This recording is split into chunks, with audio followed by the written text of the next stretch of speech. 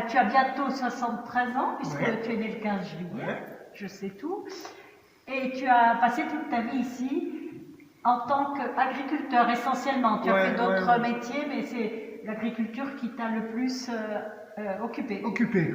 Voilà. Et je ne connaissais pas tes talents de menuisier, de sculpteur. Bah, oui, mais Ils se sont révélés tardivement. À Bah, quel âge as-tu commencé à travailler le bois? à 58 ans, je suis tombé malade. Je dis qu'est-ce que je vais plus pouvoir travailler. J'ai continué à travailler, mais péniblement, jusqu'à ce que mon fils prenne la relève. Hein. Et ben, j'ai fait une dizaine d'années avec lui, tout doucement. Après lui, il a pris la relève. J'ai commencé à 58 ans, donc en 2007. Et en sculpture, la sculpture, ce que j'appelle la sculpture traditionnelle, c'est-à-dire les couteau. rosaces au Oui, couteau, oui. la sculpture au couteau, les rosaces, tu l'as faite dès le départ. Dès le départ. Voilà. Et puis après, je me suis Après, mis à en faire en bas-relief. Mais je oui. préfère faire du bas-relief que du couteau. Ah oui. C'est plus long à faire, une fois fini, une fois terminé, c'est plus joli. Voilà. Et au départ, qui t'a initié à la sculpture? Ben, j'avais vu mon oncle sculpter 2-3 fois. Oui. Et il m'avait donné un petit peu, je l'avais vu 2-3 fois sculpter mon oncle Romain. Et je suis parti de là-dessus. Et le jour où je posais mon chemin de lumière, c'est le curé Jean-Luc Crisol qui est venu m'annoncer son décès. Et tu as commencé en quelle année? Attends, il a été posé en 2014, 2010 ou 2011, j'ai commencé. Ah oui. Mais ce qu'on peut dire, c'est qu'en fait, c'est un symétrique du chemin de croix que tout le monde, ou presque, enfin tous les croyants connaissent, sauf qu'il relate les événements qui se sont passés pour le Christ entre Pâques et la Pentecôte. Donc c'est beaucoup plus, je dirais, positif, puisque c'est à partir de la résurrection les événements qui se sont passés, qui ont été décrits dans les Écritures saintes. Mais sans aller dans le détail de la signification, on a sur chaque panneau le titre de la scène. Tout à fait. Parce que ce sont des événements qui ont été décrits dans la Bible. Voilà. Et, alors après, je voulais le faire bénir. oui. On s'était entendu avec Jean-Luc. Ça a été fait le jour de Saint-Romain. Attends, je l'ai posé en 2000. Je crois que c'est en 2015 par Monseigneur Di Falco. Et ce jour-là, dans l'église de Moline, il y avait 10 prêtres. Il n'y a jamais eu 10 prêtres dans l'église de Moline. Et il y avait du monde. Le jour de Saint-Romain, Ah oui, habituellement, c'est pas le cas. Il y avait 70-80 personnes.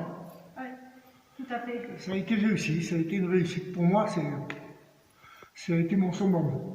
Et cette forme particulière avec qui fait penser au toit des maisons. Bah, il fallait que je trouve une idée. Voilà, c'est une idée. Il fallait que je trouve une idée, et une idée. Voilà, faire quoi? J'ai dit, je fais chapelle, hein, oui. avec une croix que j'ai collée dessus, c'est tout. Hein, voilà.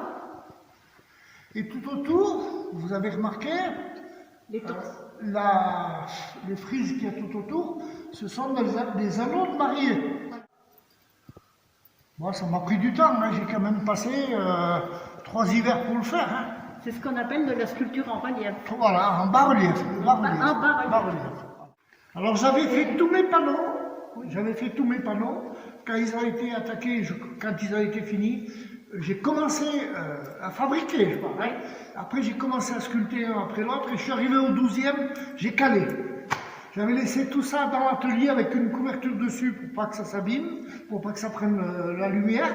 Et puis j'ai dit, je verrai les autres. Et au bout de 3 mois après, j'ai refait les 2 derniers. J'ai fait une pause. Ah, j'avais fait une pause, j'en avais marre. Hein. Oui. C'était, j'avais mon panneau sur ma table à la salle à manger chez moi. Ouais. Quand j'avais 10 minutes, un quart d'heure, je me mettais là et je grattais moi. Les 3 derniers, j'ai dégusté pour les faire. Tous les personnages. Hein? Parce qu'il y a plus de personnages. À tous, à des endroits, il n'y en a que 3-4 personnages, tu vois. Là, 1, 2, 3. Jésus se manifeste à la fraction du pain. Tu n'as que 3 personnages.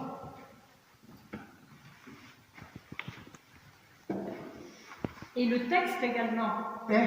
Écrire le texte. Écrire le texte, pour écrire le texte, J'ai tout fait au couteau à bas, j'ai ciré comme le bastard, mais ça ne donnait pas. On ne voyait pas le texte.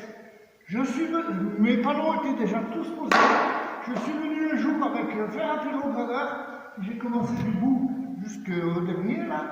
J'ai mis la journée pour faire tout le texte. Oui, c'est pour ça Au fer à pyrograveur. ils ressortent bien, Voilà. parce qu'ils sont plus foncés. Voilà. Ah oui, c'est pour ça. Comme ils étaient posés, je ne les ai pas décrochés, j'ai fait chaque fois un petit échafaudage et allez. 14 panneaux. Et après, à la fin, bon, j'ai dit quand même, j'ai fait ça, il faut que je fasse le Christ ressuscité, qui est au fond qui est dans le cœur, là, et puis le pupitre. Oui. Et j'ai fait le pupitre. Le Voilà. pupitre qui explique le sens de ce chemin de Voilà, lumière. voilà. Ça m'a pris aussi du temps, mais je l'ai fait, je me suis... Oui, parce que là, c'est pas du texte informatique que tu recadres facilement. Je veux dire, il fallait bien calculer ton coût avant Ah ouais, là, pour bien placer ton texte. Mon texte, il est allé juste. Oui, oui. Il n'y a pas beaucoup de marge. Hein. Non, non, mais il est bien cadré, il est bien... Alors j'avais mis une journée pour le tracer et une journée pour le faire en fer en pyrogravé après. Oui. Ça m'a pris du temps. Que le texte, hein. Après les pieds, bien entendu, le pied, je l'ai tourné. Mais ça a tout été fait au couteau. Oui. Voilà. Puis alors après le Christ, mais... tout un symbole. Tout du pain symbole, il y a 7 morceaux.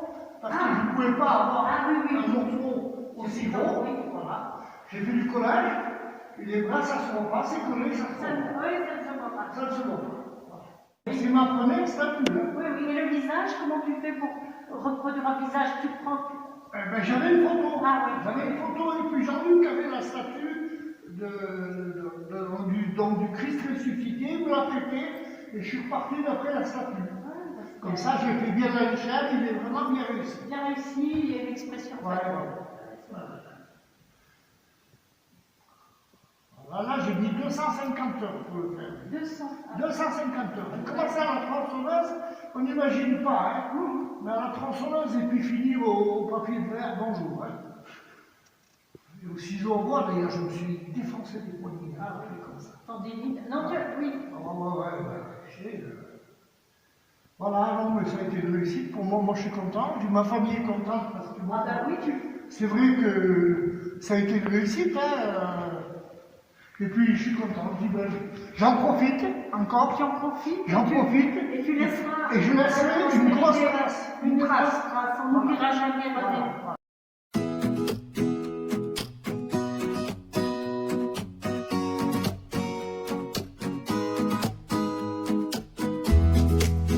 Je suis tombé dans le coma, je voulais laisser ma trace dans mon église avant de mourir.